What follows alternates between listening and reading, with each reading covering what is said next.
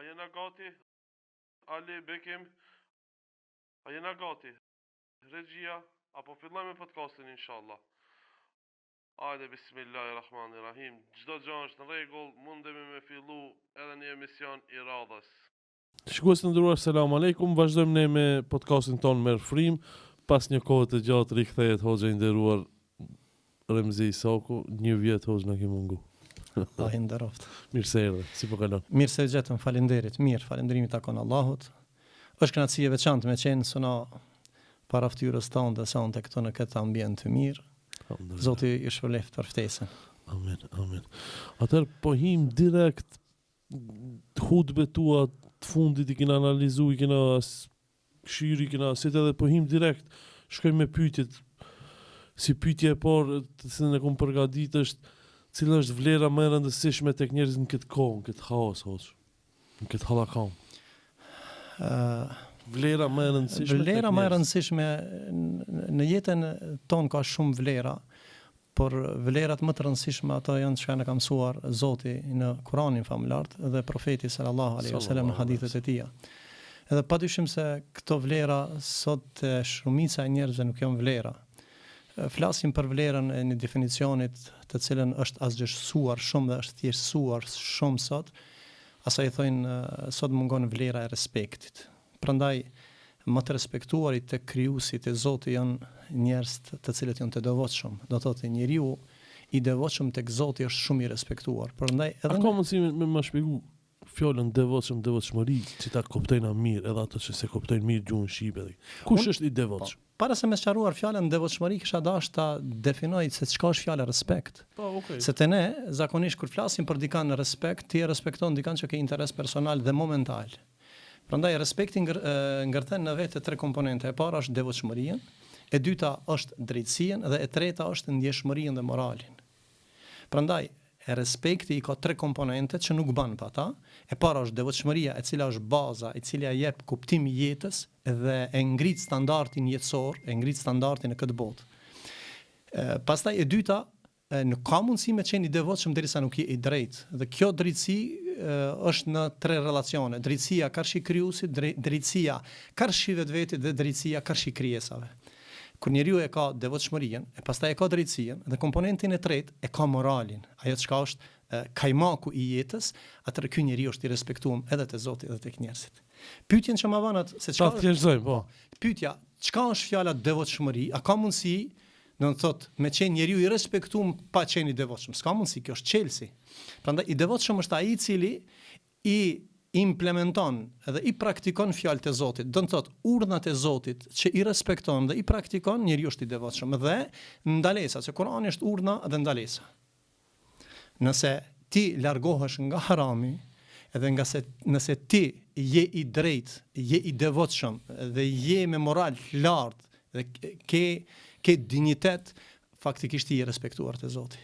Prandaj devotshmëria është kodi i suksesit e cila e stabilizon njerëzimin. Derisa bota nuk ishin të devotshëm, Allahu e dërgoi profetin alayhis salam, edhe na ka thirrë që ne të bëhemi të devotshëm. Kur'ani Allahu e ka zbritur për njerëz e devotshëm.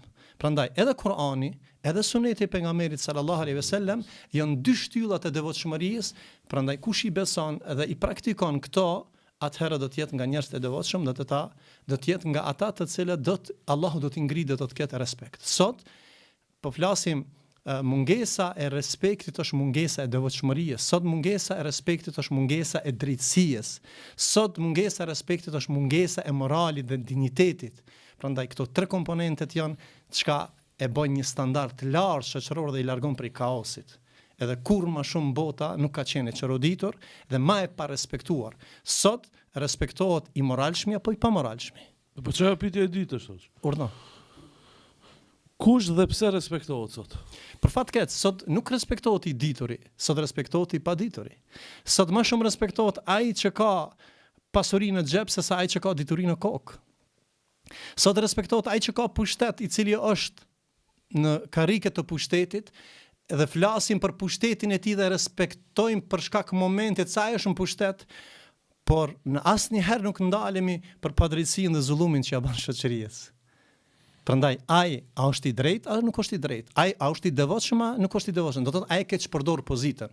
Po flas për njerëzit të cilët janë pozitë, po flas për njerëz për të cilët kanë shumë kapital, njerëz të cilët kanë forcë. Prandaj forca kryesore që ngrit respektin është devotshmëria, drejtësia dhe morali. Sot mundesh me qenë i pasur, nesër i varfër. Sot mundesh me qenë në pushtet, nesër bjen për i pushtetit. Sot mundesh me qenë i fuqishëm, nesër shumë i dobët. Ama njeriu i cili ka këto 3 komponente, çdo herë do të ketë respektin. Bilali radhiyallahu anhu nuk ka pas pasuri. Emri i tij deri në ditën e Kiametit përmendet. Sahabët, Abu Dharr el-Ghafariu ka qenë i varfër, ka dridh historie njerëzore, për shkak se ka qenë i devotshëm, për shkak se ka qenë i drejtë, për shkak se ka pas moralin e lartë, ka mësuar nga shkolla më e mirë e profetit sallallahu alaihi wasallam. Ata nuk kanë pas këto komponente. Edhe kemi dy gjana, nëse ne sot e matim standardin me standardin botëror të respektit, atëherë kemi me deviju. Ne nuk e mbatim respektin me standardin botëror, ne e masim respektin me standardin e fjalës Allahut dhe të profetit sallallahu alaihi wasallam. Hoxh, domethënë ju këshilloni që mos me respektu politikanin i cili është i zullumqar, po mu boj devotshëm, se zakonisht ki respekt ndaj politikanit, ndaj pushtetarit, ndaj pasanikut bëhet për shkak që me përfitu. Ne du t'i respektojmë prisit ta. Mirë, po nuk duhet zullumin e tyre ta respektojmë. Dandan është një rregull, la ta'atan fi makhluqin fi ma'siyatillah. Nuk ka respekt në mëkatin e njeriut i cili bën mëkat. Nuk du ta respektosh dikën i cili e bën një mëkat. Kjo çka është mëkat, ja thua. Kjo çka është mëkat, nuk e pason. Vlerat që i kanë, i respekton. Antivlerat që i kanë, ose punte jo të devotshme që i kanë, punë të cilët, s'po flasim për politikan, po flasim për struktura dhe njerëz të cilët kanë pozitë dhe kanë pushtet. Se dikush nuk ka ndoshta pushtet, po ka kapital, dikush nuk ka, po e ka forcën, dhe ashtu me radhë. Prandaj neve na duhet njerëz normal, edhe të drejtë, edhe të dijshëm, edhe të pasur, edhe të fuqishëm, se besimtari i fortë është më i mirë se i dobët. Mirë, po nuk duhet ta kesh përdor fuqinë e tij, pasurinë e tij, postin e tij, por duhet jetë në shërbimin e njerëzimit, se njerëzit më të respektuar janë njerëz të cilët janë shërbimin e të tjerëve edhe në shërbimin e fesë. Ka mundësi pak me shtjellu që besimtari i fortë është më i mirë se besimtari i dobët. Besimtari, është hadith. Po, hadith. Besimtari i fortë është fjala për besimtari i fortë me besim. Gjithçka që ke në botë një ditë kalon. Me vete e marrësh besimin në njëshmërinë e Zotit. Sa është humbja e madhe të jetosh në dynjë pa besim? Sa është humbja e madhe në dynjë të jetosh pa devotshmëri? Sa është humbja e madhe të jetosh pa drejtësi? Prandaj, besimtari i fortë është me besimin e fortë. Hoqë, si të arrim besimin e fortë? Besimi i fortë nuk arrihet pos se duke lexuar dhe njohur madhninë e Zotit.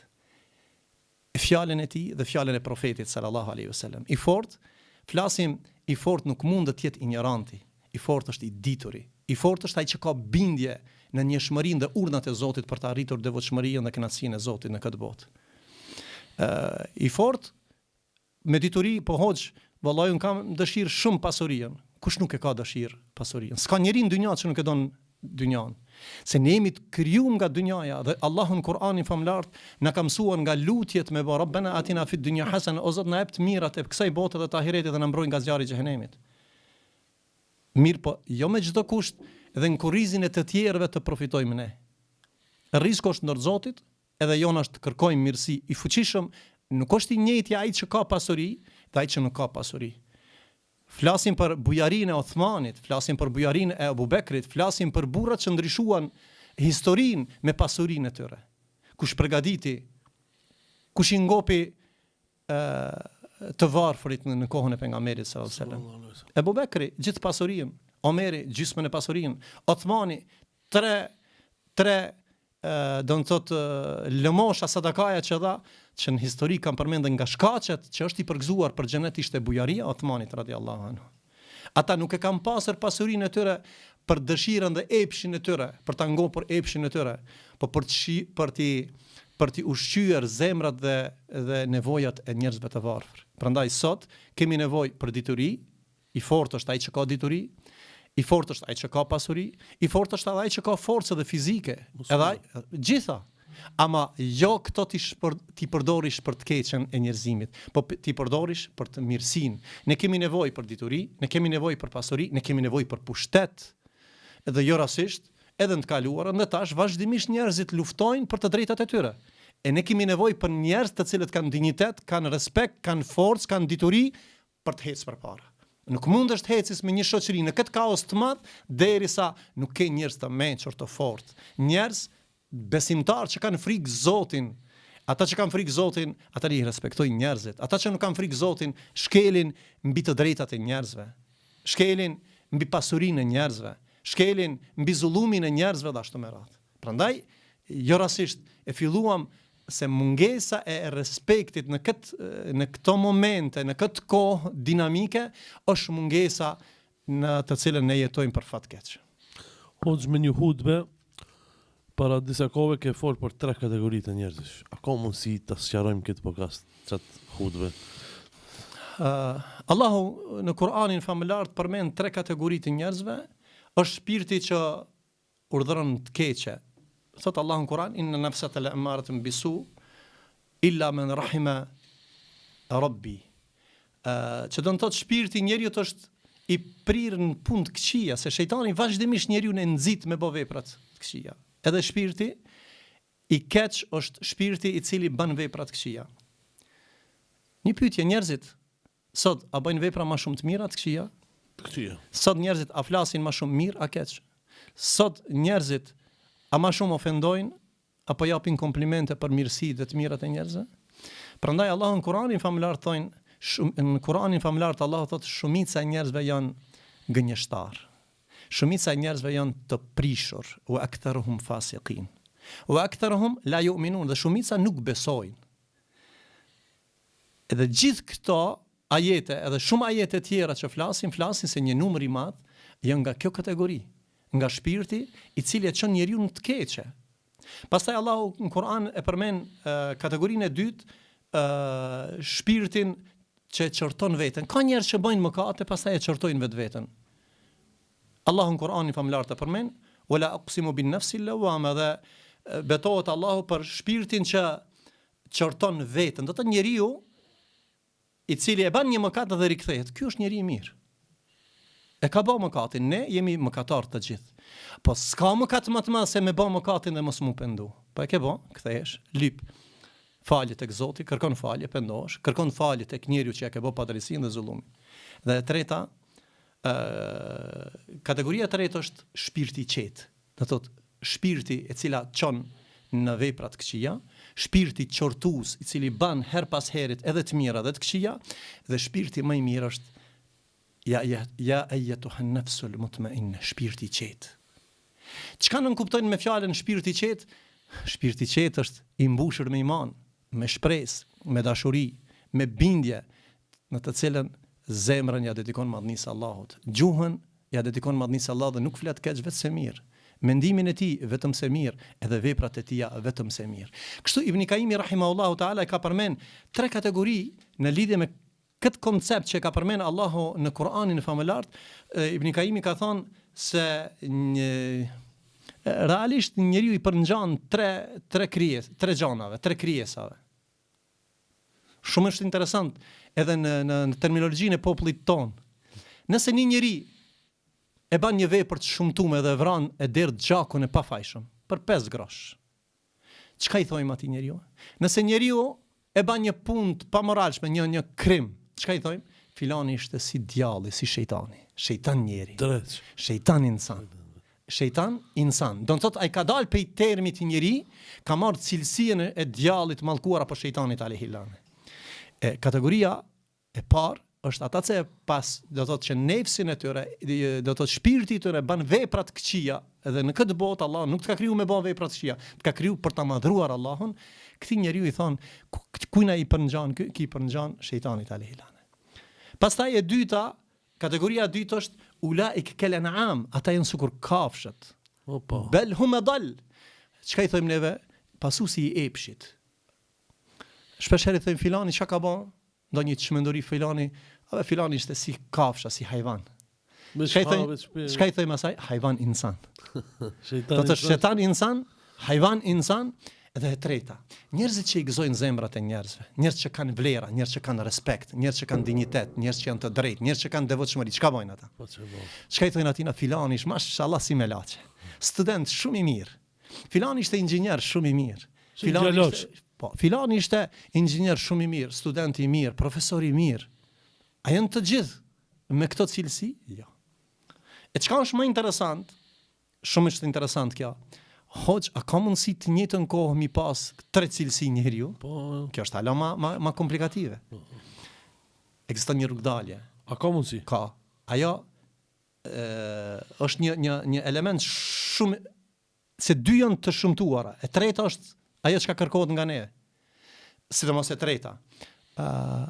Istikfari, kërkimi i faljes tek Zoti për çdo vepër që bën. Është pastrimi i çdo sene që të rikthen tek Zoti atë.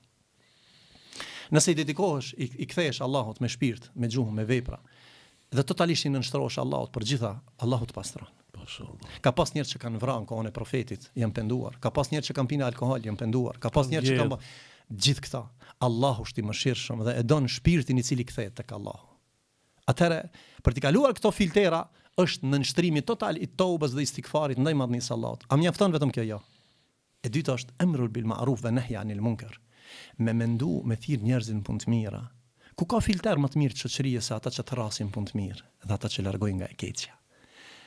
Ti që e ke kalu një fazë të keqes, ndryshe është kur ti flasësh ti, ndryshe është si hoç kur ti flas dikujt. Ndryshe është ai i cili ka pas një eksperiencë të errësirës së jetës dhe të zullumit dhe sot ndalet dhe pendohet. Në jetën praktike ai ka përjetuar ata, edhe sot e përjeton devotshmërinë, e përjeton rikthimin tek Allahu. Kjo është një ndjenjë krejt ndryshe. Prandaj ne sot kemi nevojë shumë që të rikthehemi në pendim tek Zoti. Ne sot kemi nevojë shumë kemi nevojë të rikthehemi Allahut edhe të bëjmë e vetmja rrugë e ndryshimit të shoqërisë tonë është ta ngritim me respektin, me gjitha vlerat që komponentet që ka respekti, dhe e dyta të thrasim njerëzit në respekt, në vepra të mira dhe të largojmë nga e keqja. Alhamdulillah. Çka është kjo frikë e madhe, kjo ankth, kjo për ardhmërinë, frikë për varfërinë, frikë nga armiqt. Edhe pse ndoshta ka dikush edhe që s'ka armiq. Apo ka? Gjithë janë miq përveç, gjithë janë armiq përveç se të devotshmit janë miq. Ashtu na ka mësuar Allahu në Kur'an. Është më e rrezikshme me qëndruar me dikën si mik dhe me menduar si armik. Ne kemi shumë njerëz të cilët qëndrojnë bashk. Janë shumë të afërt në raporte fizike, por shpirtërore dhe psiqike janë armiq. Prandaj formula njeriu me dasht, njeriu me respektu është devotshmëria, drejtësia dhe ndjeshmëria. Vazhdimisht kam përmend këtë element shumë të rëndësishëm. Prandaj në këtë depresion të madh, në këtë kaos, frika nga ardhmëria, pyeti njerëzit sot, a ka njeri që nuk ka frikë nga ardhmëria? Shumica e njerëzve thonë çka do të ndodhë me ardhmëria. Çka do bëhet? Dikush mendon mas 1 vjetëve çka do të ndodhë, dikush mas 2 viteve, dikush mas 3 viteve, dikush mas 4 viteve. Po kush të garanton se nesër do të shkon mëngjesi ti? Kush të garanton se pas 1 jave do të jesh gjallë? Ardhmëria vërtet është ardhmëria e përhershme. Prandaj parimi ose sot njerëzit për shembull kanë frikë nga ardhmëria. Dikush ka frikë nga kriza botërore, nga ekonomia dhe kriza botërore globale, sidomos që është e çoroditur. Sot njerëzit kanë frikë nga lufta. Sot ka dikush nga hasmi, ka edhe njerëz hasëm. Dikush ka frikë ndaj tërmeteve, vërshimeve dhe ashtu me radhë. Edhe këto janë natyrshme në këtë botë. Mirë po shumë e rëndësishme. Kemi frikë nga ardhmëria, kemi frikë nga rreziku, kemi frikë nga kjo, mas pakti kemi frikë nga Zoti. Nëse don që Allahu t'i largon gjithë këto kriza dhe këto friga, më ta largu këtë ankth, këtë depresion. E vetmja rrugë është çka do të thotë besimi në Allahun dhe kryerja e obligimeve karshim madhnisë Allahut. Nuk mund të largohet depresioni, ilaçi më i mirë i depresionit në shpirtin e njeriut është mendimi i mirë për Allahun. S'mundesh me pas mendim të mirë derisa nuk beson Allahun. Besimi në njëshmërinë e Allahut. Kur flasim besim, nuk flas në aspektin sipërfaqësor, po tham me ndje se Allahu të përcjell. Ti je në kontrollin e Zotit, si hik pi kontrollit të Zotit. Ne zbesojmë kader të Zotit. Ne flasim që besojmë realisht, me besu në kader të Zotit, ti nuk ke nevojë mu brengos pas 2 viteve çka do të ndodhë, se kjo është e përcaktuar. Ama kjo nuk do të thotë që duhet të rish në kokër shpinës, mos studiosh, mos punosh, ja. Allahut ka krijuar në dynja të veprosh. Thot Allah në Kur'an, ve kul i'malu fasarallahu amalakum wa rasuluhu wal mu'minun. Edhe punoni se shef Allahu, profeti dhe besimtar të veprën tuaj. Imani jo nuk është vetëm bindje, është vepër, nuk ka iman pa vepër. Sot njerëzit flasin mirë apo keq? Iman është mi fol njerëzve të mirë. Iman është me fol vetëm se fjalë të mirë. Njeriu të më të keq, profeti Musa alayhis salam, Firaunit i ka fol në gjuhën më të mirë. Allah ja ka tërheq vërejtin mi fol mirë, mi fol but. Sot ne vllau ti folim keq. Prandaj, nga imani në njëshmërinë e Allahut, në nështrimi i zemrës, fjalët e buta dhe të mira dhe veprat e mira. Veprat e mira janë 3 komponentet që e shërbejnë edhe e largojnë depresionin dhe këtë angst të cilën është shoqëria. Nuk ka mundësi, nuk ka fuqi ekonomike që mund më ta hek brengën më të shtime fleti mirë. Ka shumë njerëz të pastër që në flenë rahat, shumë njerëz që kanë pushtet që në flenë rahat, janë në depresion, janë në angst për shkak mungesës së besimit në Allah, sa është mbështet në fuqinë e tij, a është mbështet në pasurinë e tij, a është mbështet në forcën e tij. Prandaj s'ta largon angthin, depresionin, poshtë se ai i cili ka krijuar zemrën dhe shpirtin tan. La khaufun alehim wa lahum yahzanun. Në atë ditë, po edhe në këtë botë, Allahu ta hek mërzien. Wala tahinu wala tahzanu. Ju mos u mërzitni, as mos u dëshpëroni, ju jeni mbi gjithë të tjerët, me një kusht, in kuntum mu'minin, nëse jeni besimtar. Shumë ngushëlluese kjo. Sa jemi na besimtar. Mungesa e besimit dhe veprimit në këto 3 komponente e bën njeriu që të ketë depresion. Pastaj bamirësia ndaj të tjerëve. Imani ti dhe unë, a ishmi musliman nëse profeti sallallahu alaihi wasallam nuk i kishte thirrë Abu Bekrin, Omerin, Uthmanin dhe zinxhir gjenerat pas gjenerate deri sot. Ato kanë boda vet, i kanë thirrë njerëzit me fjalë. Veprat e tyre kanë qenë veprimtaria më e madhe. Shembulli i pejgamberit alayhis salam kur është pyet Aisha ka thënë Kur'ani gjallë i cili hec në tokë. Po çfarë muslimani kriminal vrasës? Çfarë muslimani shet drogë? Çfarë muslimani kamataxhi? Çfarë muslimani? Prandaj ne kemi nevojë për islamin praktik, jo për islamin teorik. Nuk ta largon islamit, vallahi islami tradicional i xhimas, i bajramit, nuk ka kësaj punë. Islami është i çdo momentit, respekti i çdo momentit. Nuk ke nevojë ti dhe unë ty më të respektu për një moment. Ne kemi nevojë për çdo moment më respektu mes nesh. Ne kemi nevojë çdo herë, çdo të keqe që e shohim ta largojmë. Nëse i përngjan dikush djallit, mi thon, ke frikë Allahun kthejo. Nëse i përngjan dikush hyjvanit, kthejo. Të bëhemi njeri. S'mundesh me qenë njeri derisa nuk i ka këto komponente. Prandaj, hoxh, po ne dua Allahin, e besoj Allahin, foli fjalë të mira dhe kaq ja, nuk mjafton. Men amila salihan min dhakarin aw untha wa huwa mu'min. Allahu ka garantuar kush prej besimtarëve dhe besimtarëve bën vepra të mira, do t'i sigurojmë, ka thënë Allahu, garanton, do të jep hayatun tayyiba. Do t'ja ngjallim jetën, do t'japim jetë shumë të mirë. Nuk ka thonë kush në jap në parë ka me pas jetë mirë. Kush ka me pas? Jo. Kush ban vepra të mira. Prandaj, veprat e mira janë komponenti kryesor i devotshmërisë. Mas bindjes, komponenti materiali, vlera është bamirësia ndaj të tjerëve.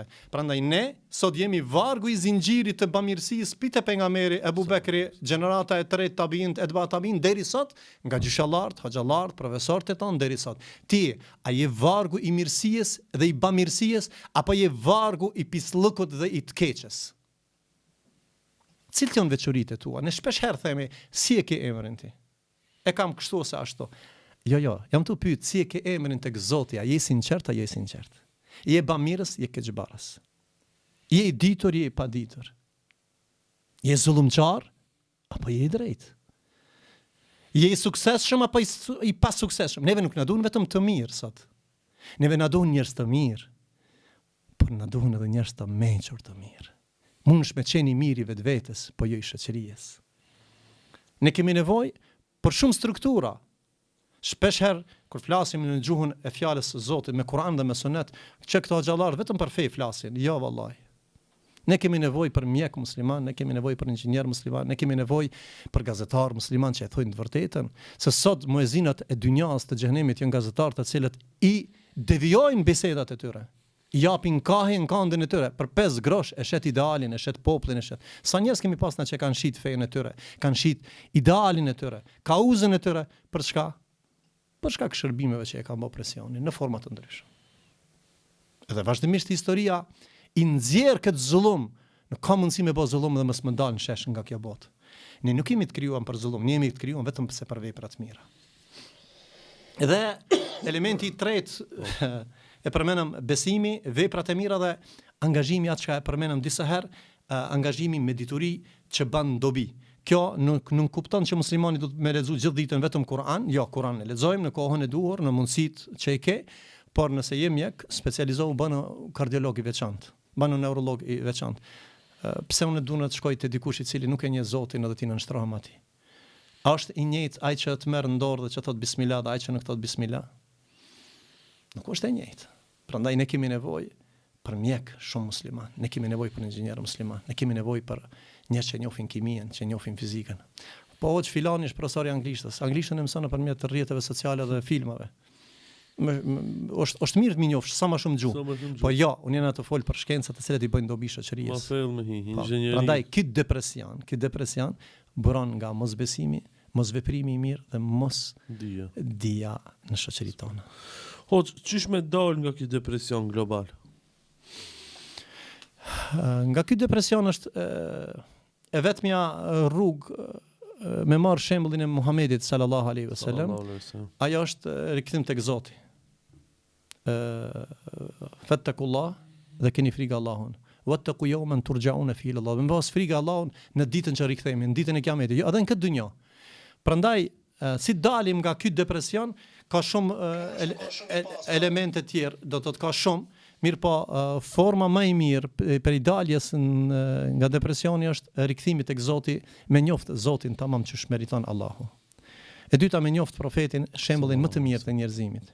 E treta, me njoft përgjithësinë të cilën Allahu ta ka dhënë aftësinë dhe potencialin, mos me marr përgjithësi aty ku s'ja del dot. Njeriu më shumë ti zullum ban sot ai i cili me një kompetencë në të cilën e devion shoqërinë. Për shembull, një bari është shumë i suksesshëm dhe i çmuar, nuk është nënçmim me qenë bari apo çoban, po ai Allah e ka privilegjuar me rujt dhënë dhe shumë i mirë është. Ama është nënçmim ta marrësh një profesor ose një doktor dhe t'i ruaj. Po, do thotë dikush është do thotë i veçantë, Allahu e ka krijuar ata për me qenë për shembull tregtar. Nuk mund ta futish në shkencat, ai është i krijuar për tregti. Dikush në prodhim, e dikush në bujqësi, ashtu me radhë, a ne kemi nevojë për gjithë këto struktura. Prandaj, me dal prej këtij ankthi, këtij depresioni është vetëm rrugë, rikthimi në fenë e Allahut, në Kur'anin dhe Sunetin e pejgamberit sallallahu alajhi wasallam, me bas sa më shumë vepra të mira dhe më rikthy me fjalë të shkurta në dritën e cila nuk shuhet, ajo është drita qala Allahu wa qala Rasul, ka thënë Allahu dhe pejgamberi dhe me qenë në shërbimin e njerëzimit. Hoxh, çka e kishë këshillu një djalës e një vajzë të re e cila s'del nga shtëpia hiç, friksohet, pak më thjesht, është në depresion, pi hapa, pak më thjesht, më konkret, që ashtu na dëgju, 100% ashtu na dëgju, në rrjetet sociale, edhe tash hoxha ka dalë, pe këshillon. Çka e kishë këshillu? S'del nga shtëpia, ka plot si rast, friksohet, depresion është. Pi hapa mu qetësu me e zonë gjumi se. Falë edhe njerë, për zdyti fitu. A da me? Hoq, çka e kishë këshillu një vajzë të re, apo një djalë të ri, cilit nuk dalin nga shtëpia. Po në dëgjojnë në plot rasti nuk dalin nga shtëpia nga frika, depresioni, paniku, janë të dëshprum, prej në sabade në kësham zdalin as prej odës, e që momentalisht 100% në dëgjojnë. Hoxha, çka i kishë këshillu? Allahu njeriu t'i ka dhënë mend. Allahu njeriu t'i ka dhënë shpirt. Allahu njeriu t'i ka dhënë gjuhë për komunikim dhe Allahu njeriu t'i ka dhënë trup. Edhe nuk ka smundje që nuk ka ilaç në këtë botë.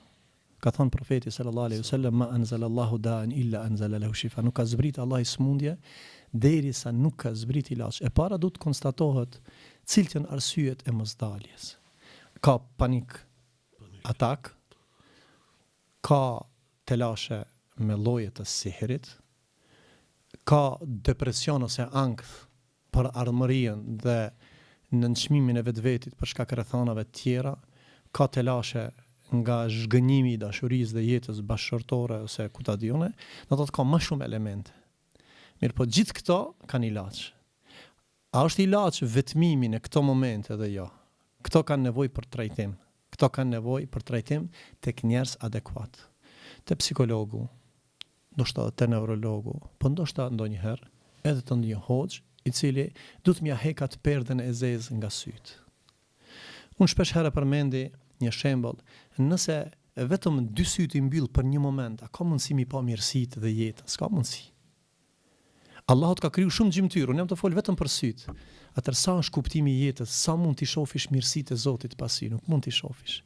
Atëherë djalli mallkuar, çiftave, sikur djemt dhe vajzat, për një dështim, ndesh në dashuri, ndesh në punë, ndesh në karrierën e tyre, a duhet thuhet se ata duhet bëhen viktim dhe ta shkatrojnë jetën e tyre, kushtimisht po them, për një sprovë e cila është gjithë kalimtare.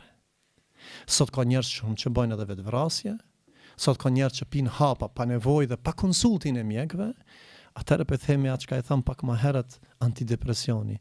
Kushtada jetën, kushtada mendjen. Po kjo mendje, a duhet mirë të mendon për Zotin, se Zoti a nuk don ty dhe mu? Mjafton nëse ti vetmohesh dhe i bën padrejtësi jetës tënde kur ti i ri apo e re, e ki energjien potenciale, edhe në aspektin psikologjik dush më kanë më e fortë se sa çdo kusht tjetër, se fuqia është e të rit dhe të rejat. Ti edhe aspektin fizik, edhe shpirtërisht, edhe psikikisht je më e fortë. Atëherë ty të mungon vetëm aspekti realisht lidhja me Zotin, me mendu mirë për Zotin, me mendu mirë për ardhmërinë tënde. Komunikoj dhe shëroje këtë plagë, se nuk do të thotë është fundi botës një dështim i një projekti të jetës tënde ose karrierës tënde. Prandaj ka mundësi me pas telashe të sihrit, të hasedit, të mësyshit, ka telashe që nuk gjen do të rrugdalje, po se dikush më ta tregu rrugën. Ne, për udhëtime në këtë botë, kur të thojna, dikush e ka navigacionin, ndonjëherë njeriu e hup rrugën pa navigacion, nuk din të thonë. Prandaj rruga është fjala normal, është fjala e Zotit për në rrugën e tij me hec. Por jeta jonë nuk është në dorën tënde, as temën, është në dorë të Zotit.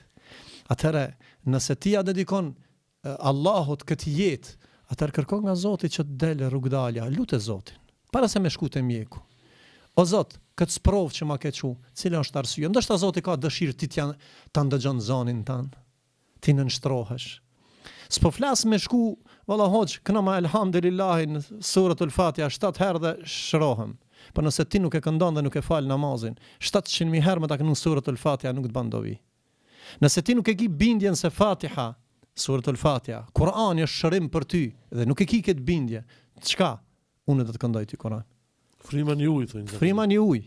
Ose do të thotë tjera tretmane. Prandaj ka diagnozë të cilën ka nevojë për psikolog, për neuropsikiatër, po ka nevojë ndoshta edhe për këshill tek hoxha, e pastaj në fund këtë terapinë e fundit. Edhe ata të njerëz adekuat. Ndonjëherë është më mirë mi komentu njeriu të fjalë të Zotit dhe të profetit sallallahu alaihi wasallam, jam mësu formulën e jetës, se sa vetëm i lexu i ndëgjon dhe kalon ustos. Edhe feja përfundon vetëm me dëgjimin e disa ajeteve të Kuranit, edhe obligimi jo ndaj këtij Kuranit është vetëm dëgjimi në moment kur ti ke vështirësi dhe telashe, apo është platformë edhe është navigacioni i jetës tënde. Prandaj ky Kur'an është tibyan li kulli shay, sqarues dhe detalus i çdo gjëje. Prandaj e këshilloj çdo të ri dhe të reja, e cila ka ankth, ka panik atak, ka ndonjë telashe, nuk ka mundësi, ju garantoj se ka thonë Rasulullah sallallahu alaihi wasallam, nuk ka smundje që nuk ka ilaç, atëherë kërkoni ilaçin tek Zoti, kërkoni ilaçin te profeti, kërkoni ilaçin te psikologi, kërkoni ilaçin te neurologi, kërkoni ilaçin te mjeku, kërkoni ilaçin edhe te hoxha, që të jep këshill. Hoxh po flas profesional i cili të këshillon për zbërthimin dhe daljen nga telashet që e ke. Allah e shpëleft. Hoxh, një ndodhi interesante ndodhi te hutbet e fundit që i mojtën dyqan që lidhe me një ushtar. Shok tënde në ushtar që kur ke qenë ushtar. A ka mundësi më na shpjegu? Sanullah, është moment shumë prekës për mua, ajo ndodhi. Subhanallah. Pas 34 viteve me radhë, isha në xhami duke mbajt hutbën dhe pas hutbës del një zotni te dera e xhamisë me një djalë. Thot selam aleikum. Realisht unë u futa në zyra aty dhe trokitin der tha a ka mundësi tha me hym brenda. Edhe i thamë në imamit, thash a njeh këtë njeri? Tha jo se njoh. Tha po ti, thash asun nuk e njoh. Ai u fut brenda, një fytyrë shumë bukur, një vëlla joni shumë i nderuar, edhe filloi tha, unë i tham bërëm siç e kemi rendin na, siç e kemi na zakon. Thash urdhna, tha a ka mundësi tha më të përçafu. Ky moment, a ka mundësi më të përçafu, ishte moment shumë interesant, edhe tha, masi mu ka ofru në mesin e zyrës, më ka përçafu dhe tha, a më njofish? Thash, du të me rikry pak, po jo. Tha, unë jam filani, nga fshati Bresalc, i komunës së Gjilanit. Tha, të kam borç, tha se të kam kërkuar gjatë kohë. Tha, para 34 viteve tha ti ma ke mësu elhamdulillahin. Para 34 viteve ma ke mësu kul huwallahin, suratul Ikhlas. Para 34 viteve tha mi ke mësu kul a'udhu bi rabbil falaq dhe kul a'udhu bi rabbin nas me anë shkrimit në rrofë të ushtrisë. Në ish Jugosllavi kemi qenë së bashku ushtar me te. Në atë moment ku ishte gjendje lufte, gjendje krize, njerëzit u vrajshin, un kam qenë vetëm 5 musliman kemi qenë në atë qetë aty, njëri për këtynve 3 apo 4 kemi qenë të cilët jemi falë rregullisht, në të cilën mundshë me hëngër edhe plumin edhe rreziku ka qenë me jetë atëherë. Edhe kjo ishte një emocion tha, hoqë tha sot ka darë Zoti, ne jemi të udhëzuar familjen, fëmijët i kam të udhëzuar dhe shumë kënaqësi. Unë tha çka më e keqja se kanë kaluar shumë, ne jemi kanë 19 vjet, 18 vjet e gjithë kanë pas, 19 atëherë. Thotë kanë kaluar shumë kohë të kam kërku, po më e keqja ta kam harruar emrin. Kur të kam pa për herë të parë në një tribunë në Zvicër, thotë atëherë kam filluar të rikthy atë identifikimin e fytyrës tënde, kam dëgjuar se mirësh pak me tregti e je imam xhami, tha derisa e kam gjetë lokacionin e xhamisë dhe sot ka dashur Allahu thotë jam pa. Edhe tash elhamdulillah, do të thotë vazhdojmë linkun me te. Ishte një ajo çka është më prekse, do të thotë 34 vite kanë kalu, shkrimin e suratul Ikhlas, kaptinën e Ikhlasit, kul a'udhu bi rabbil falaq, kul a'udhu bi rabbin nas dhe suratul Fatiha do të kam mësu në kohën më të vështirë, në kohën e luftës. Jemi fal në kohën e luftës. Jemi fal në kohën më të rrezikshme. Pse? Se ajo ka qenë ndoshta piknisja për shkak zullumit që e kam bë, edhe ai rrethanat që i ka bë, do të thotë në atë kohë dhe njoftimi im me të, do të thotë jemi munduar ne kisha mbaruar medresen atëherë, normal kishim atë dinamikën, atë entuziazmin për të thirrë njerëzit në fenë e Zotit, do mundojsha maksimum ja sqaru çështjet e fesë, dhe elhamdullah pa të filluar mu fal, do të thotë në kohën më të vështirë, në kohën më të rrezikshme, edhe elhamdullah ishte një ndjenjë kënaqësi kur dikush ta përmend një vepër, po tham shumë madhështore, mas 34 viteve. Janë do gjana shumë të vogla në këtë botë, sëna, po janë shumë të mëdhaja tek Zoti. Nuk ka punë më të madhe se më mësuar njerëzve fenë e Zotit. Nuk ka punë më të madhe se më gëzuar zemrat e njerëzve. Nuk ka punë më të madhe se më treguar dritën e Kuranit dhe Sunetit pejgamberit njerëzve. Dhe kjo ishte një moment që me të vërtetë isha u emocionova shumë kur e pash, edhe sidomos kur u shpreh, do të thotë se kush është te koshte e rikthym ato kontaktet, pastaj edhe zhvillimin e ngjarjes se si ka ndodhur, si ka hik nga lufta, si e kanë çuar në Vukovar, si patëm hikin edhe ishte gjendje shumë e rrezikshme, ku njerëzit në çdo moment nga 1 nga 2 u vrajshin, po elhamdullah dashti Allahu azza wa jall dhe na ruajti nga dora e zullumçarit. Po du me të vëj diçka shumë kam qef me ta parashtrosh këtë pyetje. Urdhësën? Para opinionit so. E di që nuk e pëlqen këtë pyetje, po unë po du. Edhe betohem në Allah që kjo nuk e di hoxha më tani çka më e pyet. Si është ndjenja ti je bab i 4 hafizave?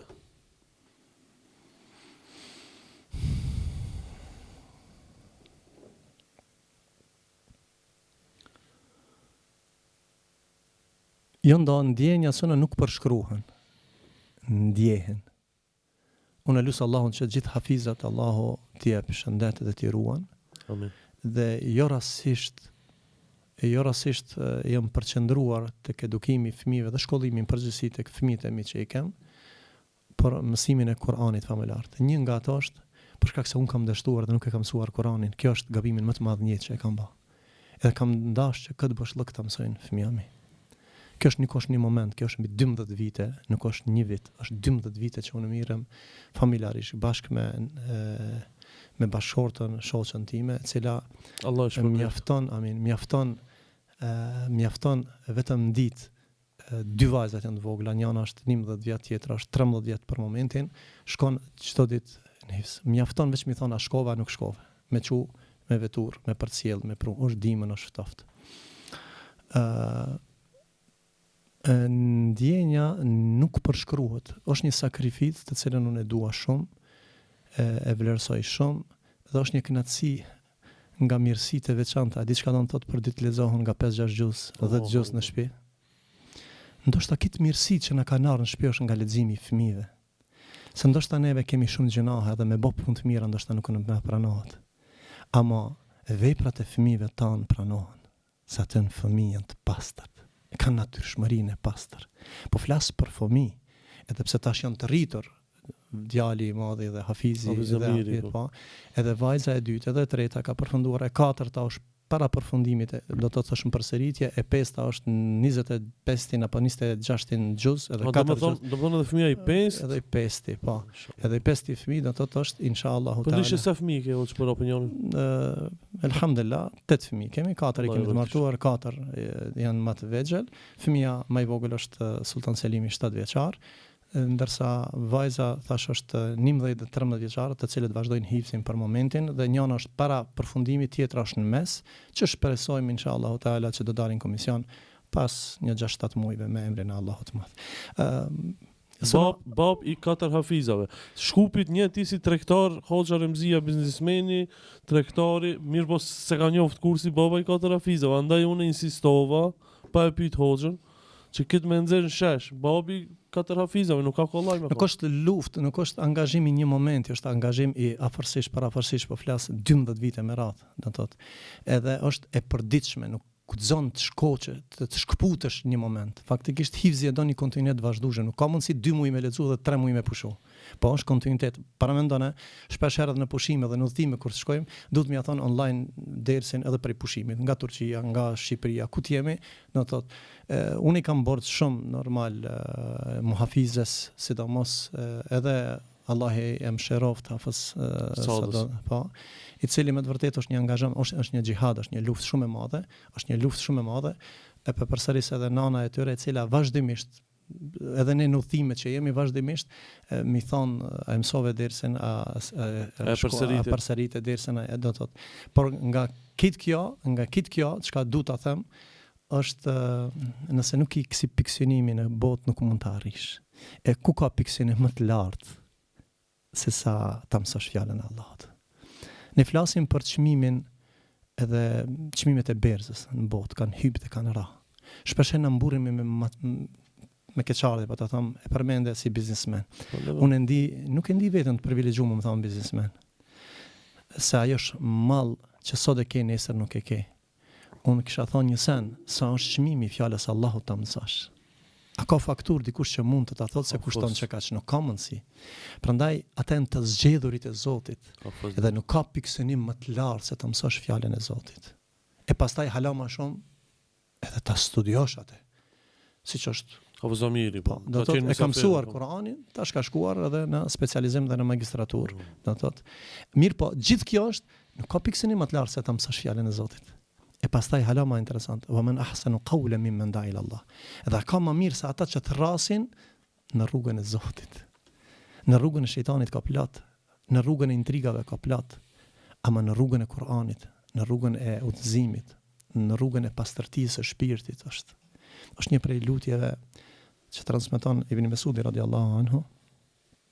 Ka thonë prej lutjes së veçantë, këtë mesazh du ta them, ndoshta nuk ka të bën me pyetjen, po lidhet. A ka mundësi më koni udhëzuar pa Kur'an? A ka mundësi më konë pjesë dhe banori i xhenetit pa Kur'an? Nga e mësuam e njoftëm Zotin ton, urdhrat, nga Kurani. Prandaj prej porosive që prej lutjeve të veçanta të profetit sa që transmeton Ibn Mesudi, ka thonë Allahumma hdina. Allahumma inna nas'aluka al-huda, o Allah, prej teje kërkoj udhëzimin. O tuqa, kërkoj devotshmërinë. O al-afafa, kërkoj pastërtinë. O al-ghina, kërkoj pasurinë. Katër komponente, njeriu më i udhëzuar i njerëzimit ka thonë o Zot udhëzona. A ka udhëzim pa Kur'an s'ka? Allahu ja zbriti Kur'anin hudel lil muttaqin, udhërrëfys për kan, për njerëz të devotshëm. Njeriu më i udhëzuar e ka bë këtë lutje çdo ditë, edhe ne kemi nevojë të thojmë Zotit ton Allahumma inna nas'aluka al-huda, o Zot prej teje kërkojmë devotshmërinë. Implementimi i devotshmërisë përveç që e lut Zotin, atëherë don angazhman, o tuqa, o Allah. Ne jemi në rrugë, apo? Kemi hinë në rrugë Zotit, apo? Po, nuk kemi rinë destinacionin e duhur. Prandaj don angazhman me hec. Çka do të thotë për me hec? O tuqa do të thotë dhe devotshmëri. Devotshmëria është e cila t'jep fuqi për të hecë nga Zoti, fefirru ila Allah dhe hikni nga Zoti. Hoç pa mjafton be udhëzimi edhe devotshmëria dhe në xhenet ja. O tuqa, esenca e kësaj feje, që udhëzimi dhe devotshmëria prodhon një vlerë shumë madhështore, është pastërtia. Cila pastërti?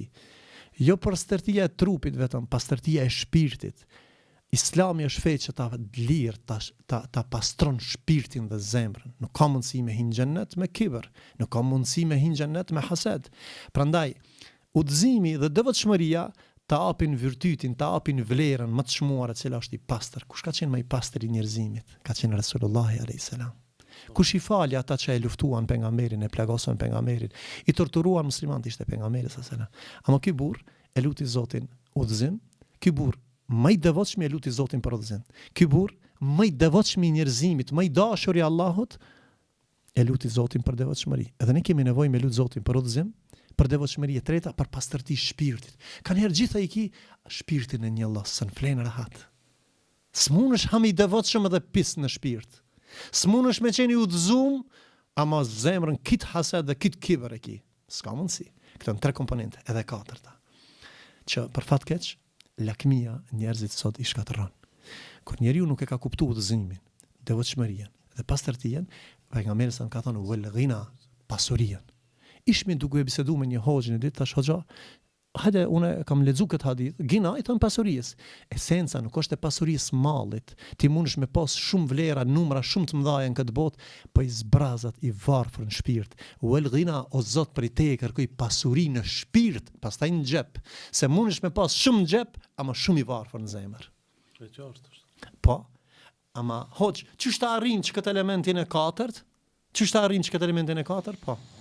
Të ferrëgën e ibadeti, e veç ajo me adhurim ndaj Zotit, Allahu do t'jep bereqet pika se pret hiç. O illa, e nëse ja, atër ti kime punu shumë, kime maltretu shumë dënjat. Ama në fund, çka? Do të vdesish si i varfër. Sa njeriu për shembull, ka shku në gurbet 40 vjet, ka punu në baushtel. Allah ja vletësof muslimanëve kudo që të jenë. Ama ka pas kohë me rregullu avtobanin 30 vjet. Për shka? 2.000 dhe 3.000 euro. Ama kur nuk ka pas kohë mi u përulli Allahu dhe mi abo këtë lutje. Kur s'ka pas lidhje me Kur'an. Po në bajram. Po më ndë një moment. Feja nuk është tash e një momentit. Feja është e çdo momentit. Prandaj këto janë 4 elemente shumë të rëndësishëm. Udhëzimi, kërkimi i udhëzimit prej Zotit, se Allahu është ai që të udhëzon. Wa man yu'min billahi yahdi qalbah. Ata që Allahu e do një udhëzon zemrën. Por duhet me insistu që ne ta lusim Zotin, masi profeti e ka lutë sallallahu alaihi wasallam, edhe ne ta lusim Allahun. Nëse pejgamberi sa me ka lutë Allahun për devotshmëri, ta lusim edhe në Allahun, e cila është kajmaku i adhurimeve. Nëse pejgamberi më i pastërt i njerëzimit e ka lutë Allahun për pastërti shpirtërore, edhe ne duhet në kohën më të fëlliqur. Nëse ne kemi nevojë sot dynjaja kur më shumë pasuri s'ka pas, po kur varfëri njerëzore më shumë s'ka pas. Prandaj kjo është një porosi që ndoshta edhe puna e hifzit që e përmenda ndonjëherë, Allahu t'jep bereqet për shkak leximit të Kuranit. Allahu t'jep sukses për shkak leximit të Kuranit. Shëndet. T'jep shëndet. Allahu të ruan nga fatkeqësitë për shkak nuk ka mundësi ti ta mbrosh fjalën e Allahut, Allahu mos më të mbrojë ti. Prandaj hafizat e Kuranit janë të zgjedhurit e Zotit, janë mbrojtësit e Kuranit, ata që e mbrojnë fejen e Allahut, Allah i mbron ata. Allahu na bëf nga ata. Mesazh domethënë për prindërit. Spakun kanë një hafiz me qit, inshallah. Allahu amin, inshallah. O ishte kënaqësi me të vërtetë u kënaqja duke dëgju sonte këtë podcast, po kisha lut pak më shpesh vëzhgë më ort. Allah i shpëlesën, inshallah, me emrin e Edhe Allahut. më thave kam nguci. Allah i trujtë. Faleminderit shumë, ishte kënaqësi. Selam aleikum. Aleikum selam. Barakallahu Kibra ishte Hoxha Remzi Saku, e shifemi javën e ardhshme inshallah. Barakallahu fikum. Selam aleikum.